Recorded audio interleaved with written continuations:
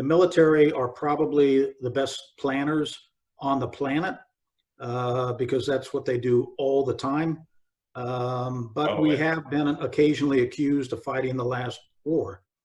And so, we have to be very cognizant of the fact that our enemy or the other side that we're competing with oftentimes tries to get one step in front of us. I was the deputy director for operations in the National Military Command Center as a one-star general. I wore keys around my neck. My deputy and I were responsible for sending messages to the nuclear forces to launch Armageddon or World War III. And we practiced blowing up the world regularly. This is in 1996 to 98.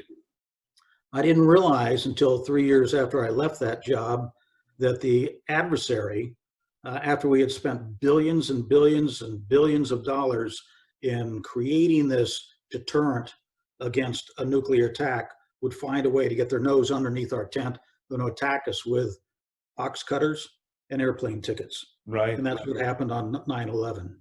So it was amazing to watch the adaptable capabilities of our enemies, and they are constantly looking, how are we defending and how do I get around that defense? Just as we are with the other side.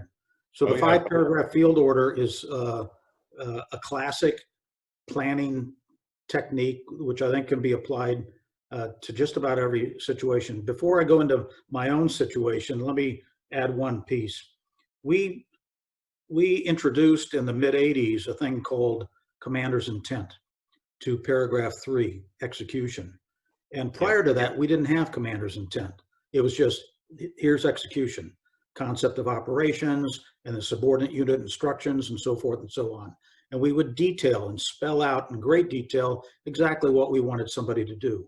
And what we realized, I think, in the early 80s was that we were tying the hands of our subordinates. So we introduced this thing called commander's intent, which at the time, many people thought was kind of unique and different, when in fact it has been around a long, long time. In Germany, they call it Auftragtaktik, and it's been around since the 19th century.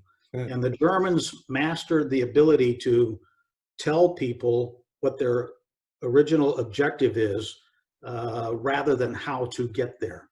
Here's my intent, because I know that when the first shot is fired, things will get very confusing, communications will break down, and I want to make sure that my team, my subordinates, understand where I'm trying to take this operation, what's the ultimate objective, so that when they lose the ability to talk to me directly and get guidance, they can proceed on their own because they understand ultimately what the objective is.